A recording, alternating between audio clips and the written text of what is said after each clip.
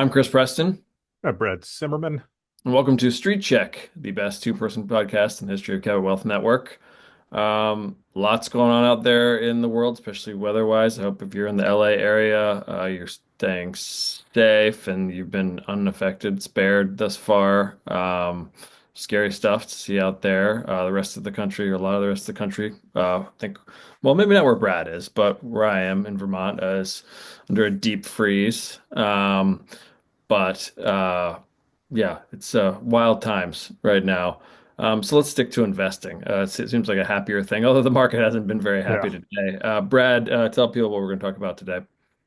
Well, today we are going to talk about the surprising job growth that is prompting the sell-off today. Bond yields creeping back up. 10-year just got over 4.7. It's highest in more than a year. And then Jensen Huang killed quantum computing stocks single-handedly. And then after that, we are going to talk to Mike Cintolo of Cabot Growth Investor, who's going to give his thoughts on the market. Yeah, Mike's the who are the regulars on Letterman or Johnny Carson's way before our time, I think. Like Richard Simmons was always on there. Is Mike the Richard Simmons of this podcast? I was never a late night guy. I'm so sorry, Chris. This is gonna fall absolutely flat. I can't Yeah, continue. I haven't been since the 90s, but I'm just trying to think back to then. Yeah, anyway, I was gonna say Ed McMahon, but I think he was actually the co-host. And that was Carson. Anyway, okay. And before all that, as usual, we're gonna do defend the take, where one of us defends the very hottest take we can think of. And Brad, you're up today. Your take is that, for which you have 90 seconds to defend, is that the money market fund balance will hit $8 trillion this year. 90 seconds again. Go. Okay. So in trying to devise a take today, I've been looking at sectors and looking at valuations and trying to get a good sense of like what's a prediction that I can make this year that isn't going to be super outlandish, nor overly bullish, nor overly bearish. And the best one that I can really come up with is that we're just going to see more of the same, unfortunately. Specifically, I was thinking about money market fund balances in the context of being a big fund manager, right? If you're running a pension fund, you need to make about 7% a year. A lot of the bull thesis, especially for like small cap stocks, which just hit correction territory earlier today, has been that money market fund balances, that cash is going to come off the sidelines and it's going to have to go into other sectors of the market that have not been underperforming, meaning something other than like Mag 7, big tech. Those have pulled back. Mag 7 has pulled back. Basically, all the risk on assets, except for honestly, Bitcoin right now is holding up remarkably well, all things considered. Most of the risk on assets have started pulling back. So I think we're going to continue to see a concentration in the market. You need high returns to offset large cash balances because you can't be fully invested at the valuations that we have. And that means continuing to focus on the small segment of overperformers that is going to be responsible for taking care of your equity returns. And with the Fed not cutting rates or expectations that they won't cut rates and interest rates staying high, there's not a ton of incentive to pile into a, say, 10-year treasury bond at close to 5% when you get All 4.4 from money markets. Uh, Big money incentivized to stay in cash for longer. right, I gave you about an extra 15 to 20 seconds there. 8 trillion feels aggressive, so it's 6.9 trillion now, I think. I think a year ago is what were we it was like 6.4. 6.4. Um, I agree with your premise that I think the money market funds will continue to go up despite a bull market. Um, which seems sort of counterintuitive, but it just shows the sort of thin nature of the bull market, Mag 7 carried nature. I do think that it'll spread a little bit more eventually this year, but I don't think money market funds are going to come down this year. I could see it getting maybe to like 7.5 trillion. 8 feels aggressive. Yes. I feel like for it to get there, uh, things would really have to go south in the market. and a lot of fear would have to come to the market. Maybe that'll happen, but I say I half agree with you. Yeah, I think that's probably a safer bet. It's also not as enticing of a hot take to say, yeah, No, money market funds are going to go up 10%. Like, yeah, yeah, all right, maybe. But this hot sauce is in our fridge for a reason. We it's gotta, we not going to gotta. eat itself. Yeah, it's Uh, not gonna eat but itself. but no, like my thinking with it is largely if I'm looking to if I'm just trying to get my 7% a year as a pension fund, because that's what I need to do to take care of withdrawals and payouts and all that stuff, what am I doing? Um, am I running into small caps in a high interest rate environment, one that could maybe face a resurgence of inflation because of politics? Probably not. Um, we saw what happened with quantum computing stocks, and we'll get into that, but that was another popular sort of risk on trade with retail. It's like, all right, institutions probably are not going to chase that. So you need to find a way to make your 7%. Your cash is already covering 4% of it. You have some exposure to bonds, but those will probably lose money if inflation is a problem. So instead of trying to like maximize your returns, you're saying, okay, well, what's the safest thing I can do? And that unfortunately is probably pile into big tech for as long as the AI narrative has legs. Um, but it's not expand your portfolio and start loading into other overvalued equities or other sectors that don't have the same kind of juice. You're relying on big cap tech stocks to carry your equity performance and letting cash sort of make up the rest, and you're just going to sort of skate by in 2025 is sort of where I'm landing with it.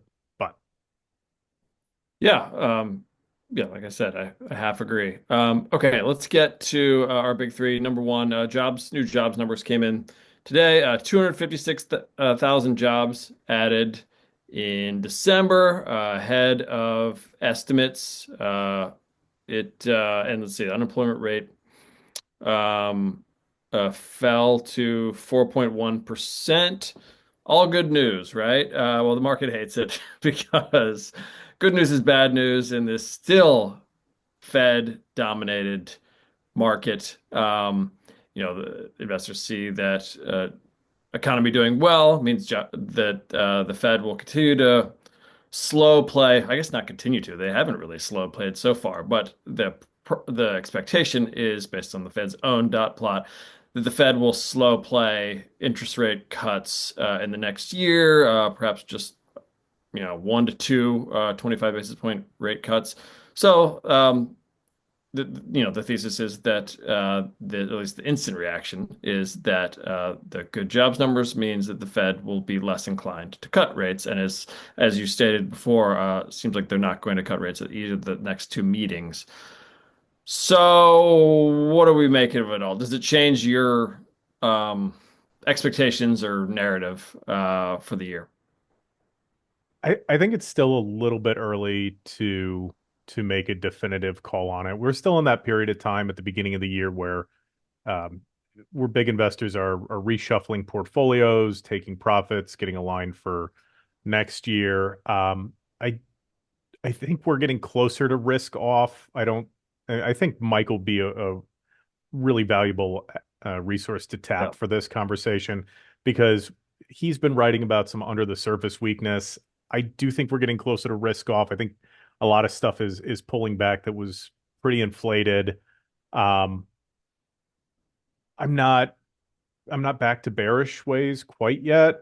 I think I'm still the thing about the Fed is like them slowing the pace of rate cuts is it affects liquidity, but it doesn't affect economic strength or company strength as much. So I Yeah. think maybe speculative assets pull in more. Unfortunately, for like small caps in particular, like I said, they just hit correction territory again. They've they've pulled back. They've been pulling back. They've been underperforming for years, and they're sort of a natural extension of risk on. And we're seeing that same narrow rally again. So I do think that the economy being stronger than expected is great, but I think it's bad for liquidity, which is a little bit bad for speculative assets with maybe a carve out for Bitcoin because of the incoming administration and the hype around the potential of like federal government buying Bitcoin. But otherwise, I think you probably pull in on speculative stuff a little bit.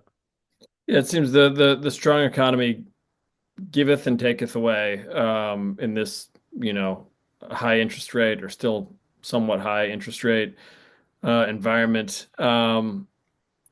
This is the bad news that rate cuts might be slower or as slow as expected. But in a couple of weeks, we'll see the sort of good side of a strong economy, perhaps when earnings season starts. Earnings growth rate for the S&P is expected to be 11.9% in Q4, according to data from FactSet. That would be the highest earnings growth reported by the index since the fourth quarter of 2021, which was a good time to be in the market. Um, so, I think you still want a strong economy, obviously. That kind of corporate earnings growth is really good. No recession in sight, really good. Um, but I think it just stinks that we're still in this, Fed dominated market. And, Fed was, as Mike has said, turned friend a few months ago. But it's like they've had a very quick heel turn where they've turned foe again. Um, at least in terms of their sort of dampening expectations of how fast they'll be cutting rates. But let's get to that move us to number two in our big three is bond yields are the high 1 year high. 10-year Treasury, I think you said 4.74%. That's highest since October 2023. Why are I think I know that we may have just partially answered this. Why are bond yields still so high? Mortgage rates still so high. They're close to 7%. Um, when the Fed has slashed rates by a full 100 basis points in the last 3 months, 4 months. So the long-term treasury, like 10-year treasury plus, it pays more attention to economics and inflation than the Fed's short-term targets. Like the Fed's short-term targets and the Fed funds rate have a smaller impact on that. So like yeah, they've cut it by 100 basis points, which has been enough to uninvert the shorter side of the curve. Right, it's pulled short-term rates below some of the longer-term ones, but the long ones are staying high because the expectation is that inflation is going to be sticky and rates are going to have to stay high. They're really market driven once you get to like the 10-year plus. It's really a matter of expectations for like federal policy. I mean, like that's the big thing, right? That's the elephant in the room is that the Trump administration has come out and said we need the debt limit gone so we can spend more and we can justify tax cuts. Um, we're going to be applying tariffs, and we don't know what that's going to look like, but that's inflationary. Um, Mhm. Less money going to the government and staying in the private sector in the form of tax cuts is inflationary. We're seeing continued wage growth. We were talking about employment. I think the year over year wage increases were like 4%. Um, these do not portend interest rates cratering or 30-year mortgage dropping from 7 to 4.5% or even 5.25 or anything like that, right? Rates are higher for longer. The Fed has been saying that it's appropriate. Inflation is tough to tackle, and as much progress as they have made or may have made, they're now instead of facing like smooth sailing, it's going to be choppiness because there's going to be new inflationary policies. And Biden did not make it better with the spending initiatives, right? Like they're Yeah. aligned with I think what a lot of people's long-term goals are for decarbonizing the economy and building out infrastructure and stuff like that. But it's still a lot of federal spending. That money sloshes around. It has an inflationary impact. The I think the market is pricing in probably sustained high rates of inflation. I don't want to say that we get back into like 3% inflation rates or 4% inflation rates, but it's not going back to two anytime soon. Yeah, and the Treasury yields have been on quite a roller coaster the last 9 months. The previous high before this was late April last year. It was top 4.7%. It was like 4.71. And then slowly came down and then really came down, right before when it was clear that the Fed was about to start cutting rates. So in July, after hitting 4.3%, came all the way down to 3.62% in mid-September, which was, basically right when the Fed started cutting rates. It's definitely a buy the rumor, sell the news kind of thing, because then rates have gone almost nothing, nowhere but up since then. Or yields on the 10-year Treasury have gone nowhere but up since then. Um, and now it's back to where it was, even slightly higher last April. Um, it's even more than being at the mercy of the Fed. If you just boil the market down the last couple of years to just one thing, one number, it's the yield on the 10-year Treasury. It seems like there's not no real magic number. It seems like below 4.5%, market seems to like, but really what it seems to like is yields going downward rather than up. And yields have gone up since the start of December, and lo and behold, stocks have been falling since the start of December. So if you really want to just simplify things, that's just watch this number, and you'll know where stocks are probably going to head next. Yeah, yields just since we've been talking are 4.76 now, Yeah. 4.757. Do you think they break five? Do you think that No, no, I don't. Because it didn't even break five. They didn't even break five the last, let's see. Um, it didn't even quite get there. Maybe it touched it. Did it touch it in like October last it year? It was in the 4.9 range, right? it ticked like as high as 5.001. So it Right. barely got there, but Yeah. And that was almost a year before the Fed started cutting rates. There was no rate cuts on the horizon. Now we're in the middle of rate cuts. And like, I know what you're saying with the Trump administration being having potentially inflationary policies is a big part of this. But I still do think that uh, the Fed being in the middle of a rate cutting program versus rate hiking or rate stasis like they were before um, is is sort of puts a ceiling on how high yields can go. I could be wrong, but I don't think they're going to touch five. In fact, I wouldn't be surprised if today's close to a top. Uh, I could I could be wrong, by the time this goes out, but I think I think we're right around the top here. all right. It's I don't know. I don't fully disagree. I was just looking. The historical spread is around 120 basis points between the 10-year and the Fed funds rate. Yep. So we're a little bit light on that spread, but it's pretty wide ranging. So if the 10-year hit like 5.5 and we're sort of hovering around 4.3 for the Fed funds rate, that's reasonable. That's not a huge negative overreaction by bond traders or anything like that.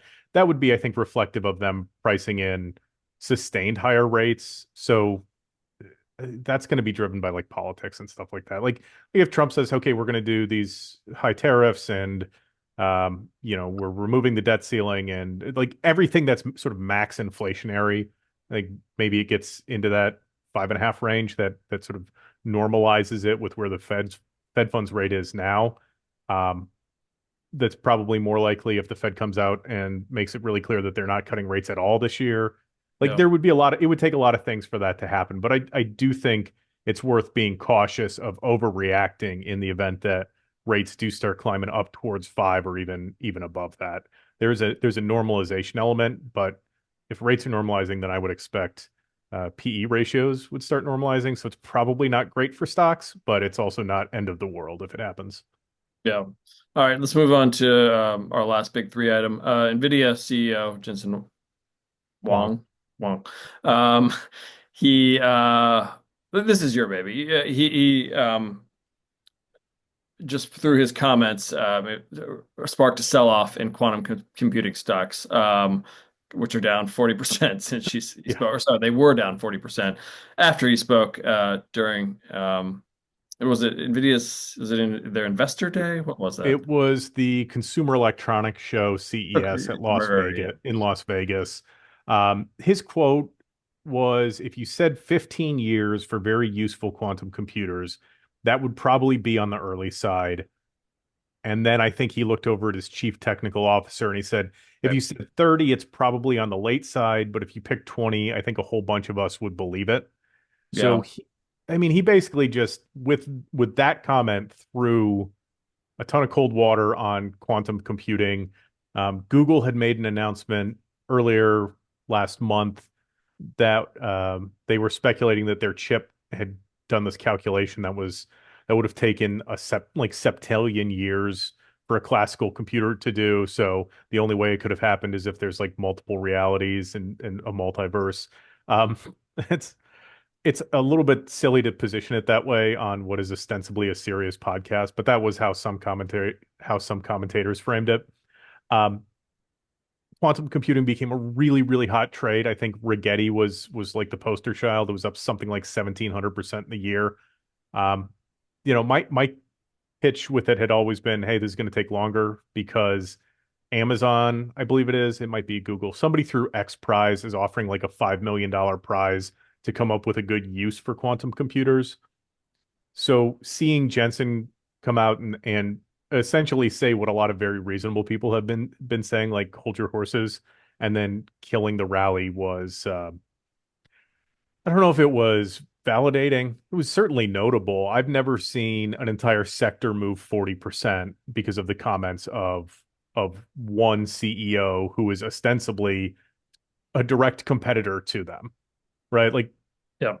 the GPUs that they use to fuel AI, the chips that Nvidia makes, those are reliant on the outperformance of classical computers, and he torpedoed an entire competing sector with just I mean, yeah, two that's why sentences. the comments are clearly at least partially self-serving. Yes. Like quantum computing, like maybe he was feeling the footsteps of the quantum computing rally, and it's like, no, no, AI is still the thing, which is why, not that NVIDIA has any reason to be insecure, and I'm sure he's not, but poo-pooing something, a competing, semi-competing trend like that, is an easy thing for him to do, but it also shows, uh, you know, the the the influence that he has now. He's not a household name the way that Steve Jobs was in the Apple days, but when Steve Jobs talked, it at least, seriously moved Apple stock, and others, Apple adjacent stocks. Um, and it seems like, given Nvidia's strength these days and influence over the market, that's the type of influence he has over the market. And like you said, for him, that one comment to send, quantum computing stocks into a, downward spiral, um, shows that we're still living in Nvidia's market. It's Nvidia's world and just living it. Yeah, absolutely. Okay, before we get to Mike, we do have an offer today for anyone listening. Nancy Zambell, who has been a frequent guest on the podcast, runs Cabot Money Club, our monthly investment newsletter, and she's doing her annual Cabot stock or top stock picks issue, which features the top two picks from all of every Cabot analyst. And so it's a good time to take out a subscription to Money Club, and we're offering today $49 for 1 year. Pretty, really good deal. That's 75% off the normal price, which is $197. You can go to cabotwealth.com/street to pick up that offer. Again, $49 for the whole year. I mean, in this issue alone, you get like 16 stock picks. It might be more than that, actually. There's a 30-day, 100% money back guarantee. So if you somehow don't think it's worth the $49, you can get your money back. But and your subscription will renew automatically after a year at the normal price, but gives you a whole year at $49. Again, cabotwealth.com/street. Okay, let's welcome on Mike Cintolo in just a second. Hey, welcome on Mike Cintolo, who's Cabot's chief investment strategist, chief analyst of Cabot Growth Investor, Cabot Top 10 Trader, frequent Street Check guest, a suffering Patriots fan, not long suffering, it hasn't been that No. long. But Mike, what's going on with the market right now? Brad and I have been talking about, and you've been written about a lot, the under the surface stuff going on in December and how it hadn't quite spilled into into S&P, Nasdaq. And it seems like that's happening, especially today after, the jobs number, the good news, bad news thing. Jobs numbers coming good means bad things for the Right. market because it means slower cuts potentially for the Fed. What do you see with the market right now?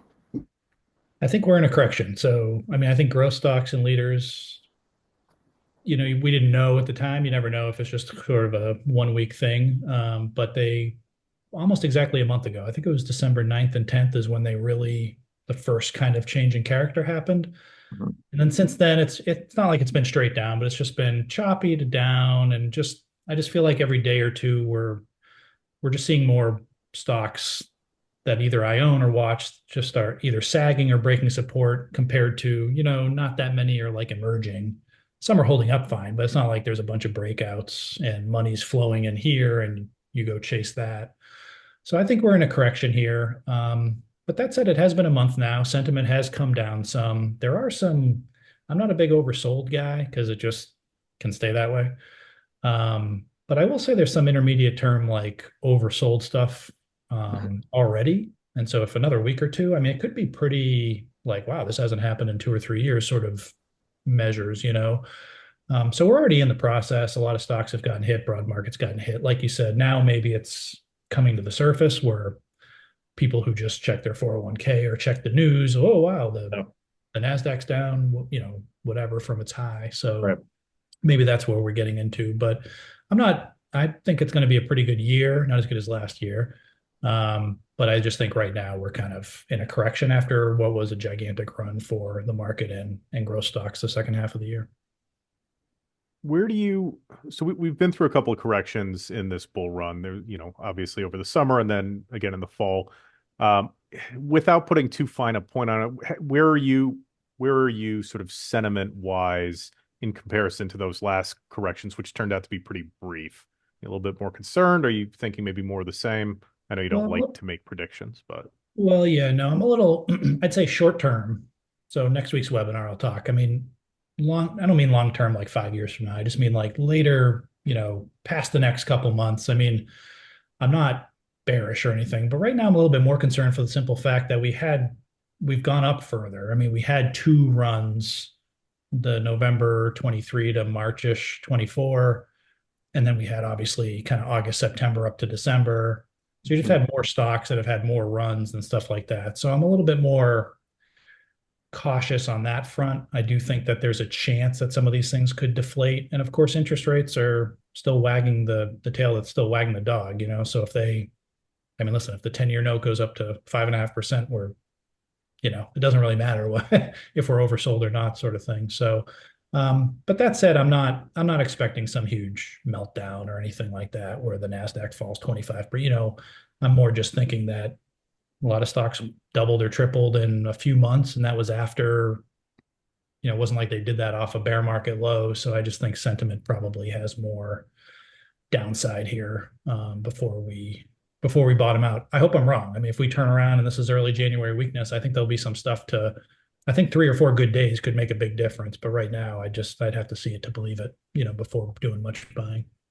Yeah, before you came on, we talked a lot about, Fed sort of, you talked about them turning from foe to friend finally a few months Right. ago, and then they've pivoted to yet another heel turn, it seems, in the last month Right. or so, which is weighing on market. But like you said, that 10-year note that's if you boil it down to one number, it seems like that's the thing that's dictating where prices go right now.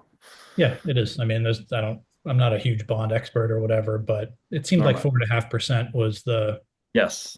round number, resistance or support or whatever. And it kind of broke through that in December. And since then, it's just been tricky. And, the other thing here is just, we had a lot of this. It wasn't just like this, the AAII survey or something like that, which I watch, but it's just one indicator. It's just, you had all these quantum computer stocks go up 1 billion%, just a lot of speculation. And so you just kind of put the pattern of the evidence, it's interest rates, it's the huge run, it's the speculation, it's, people are hiding in the mega cap, not hiding, but they're buying the mega cap indexes, and the broad market is on its, on its knees. It's just not something that usually leads to like, great things in the near term. So I'm cautious for now, and then we'll see what happens with earnings season. And there'll be other winners this year. It's just a matter of waiting it out. Are you seeing any pockets of strength that are notable? On the growth side, I'd say some medicals are fine. I always say this, and then that doesn't work, but some medicals are finally, I'd say, setting up pretty well. Insulet, Argenx, we have a small position in. Some of those, I'd say the networking stuff, which had been sort of choppily strong for most of the year, but then a lot of them really gapped up in like October, November, December. Credo and Marvel and stuff like that. Those look very resilient. And then airlines and stuff, which they look good. I mean, it's not my bailiwick, but so that's kind of where I'm seeing resilience now. There's some stuff out there that is setting up fine. It's just a matter of the few things that have tried to pop out recently have been sold into strength, which is kind of a symptom of corrective markets. Um, and Mike, you mentioned your webinar. You have one next Thursday, 2 o'clock Eastern. Yep. It is called 2025 Market Outlook: Winning Strategies for a Bullish Year Ahead. So, clearly you're thinking that the year ahead is still going to be bullish. As you mentioned, maybe not as bullish as the last couple. Tell us what you're going to talk about there. Yeah. Well, usually with the January webinars I do is just so we'll do a few slides on the sort of the mega trend, the big picture. We'll be 12 years into the secular bull market as of March. So it's getting there. I don't think it's there yet in terms of ending, thankfully. But no, I think one thing I'm going to do is so last year was great. It was my second best year since I took over Growth Investor in '07. And since I've been here, it's just like 99, '03, '07, whatever, all these years that were like really good for growth, really good, not just good. And kind of like what happened the next year. And, I think it's going to be it's going to be choppier. It's going to be a little bit more stock picking. I'm not anticipating, like I said, some sort of bear market or whatever. So we'll talk about that and obviously a couple of stock picks that I think can do well this year. So tune in. Yeah, and if you want to tune in, that's on the cabotwealth.com website under the free resources, free webinars section. It's also on the sidebar there. 2025 Market Outlook: Winning Strategies for a Bullish Year Ahead. It's free to attend. And if you can't attend live, they'll shoot you out the recording within a day or Right. two. Forget. Yeah. Exactly. One thing I wanted to mention, Ryan Dietrich, who I know you follow Sure. generally, I know Jacob does. Of Carson Research, he had a stat that there've been 8 times since 1950 that the S&P has been up 20% back-to-back years, and all 8 times it's been up another 20% the following year.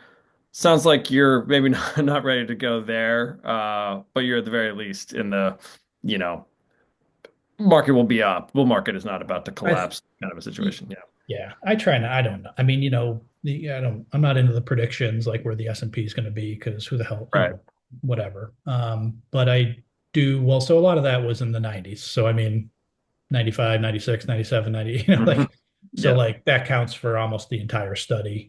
So I'm all Yeah. for that. Maybe AI is the next internet, and I'm all for it. I mean, if we have another year like last year, I'm there. I just Yep. think, given where we are. It depends how this correction goes. Honestly, if we kind of like just say it's 6 weeks from now and we're down, not out, but we're down and sentiment's down and everybody's worried about something Trump says or something China did or whatever, like sentiments, then it could be like, hey, we have all these great stocks holding up and they all blast off when the market turns, then it could be different. I would just say that right now, I would just think the odds favor, growth stocks not doubling and tripling again in the next 6 months. I hope I'm wrong, but I would just say the odds favor. Yeah. Brad, any last questions for Mike before we let him go? No, yeah, I think in the last, so I've been here a little bit over 4 years. I think you're about the highest cash proportion that I've seen since right before or right at near the 2021 top. Anything, are you just going to be keying off on individual names, or is there anything in particular that you're looking for that's going to be a green flag to pile in again? Yeah, no, it's really just strength. I mean, we're watching interest rates and all that stuff too, like everybody else. But no, I think, right now the intermediate term trend, the bottom line is the intermediate term trend of the broad market, growth stocks, most indexes is, at best, like for the best things is neutral, for a lot of it is down. So that's the intermediate term trend. So I just want to see that change and see some stocks break out and show some power. Again, I think earnings season, the good news is the wheat's kind of separated from the chaff here. A lot of stuff has come down and hasn't been able to bounce. Other stuff has held up pretty well, relatively well. And so, yeah, I just like to see some buying, and maybe this has been like I wrote this in the growth investor. Maybe this is like a necessary evil, 4 or 5 weeks. Maybe it goes on another couple of weeks to just kind of shake the tree, get sentiment down, allow things to kind of form some brief new launching pads, foundations, and then can get going from there on earnings. But that's really what I'll be looking for. If it happens, I'll be there. But I think there's been enough damage that, I'd like to see. I'd like to be a little bit, later, not anticipating it at this point, Yeah. given the indicators and given what I see out there. Yeah. And again, if you want to hear more from Mike, join him, and I'll be on it too, next Thursday, 2 o'clock Eastern, free webinar, 2025 Market Outlook, Winning Strategies for a Bullish Year Ahead. You can find that on the cabotwealth.com website. Mike, thanks for joining us during these difficult times for growth stocks.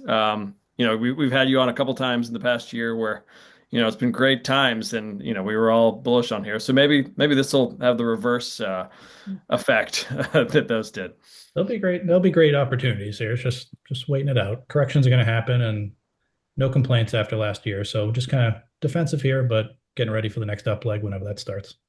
Well, thanks again, and thanks everyone for joining us. And we will see you next week on Street Check.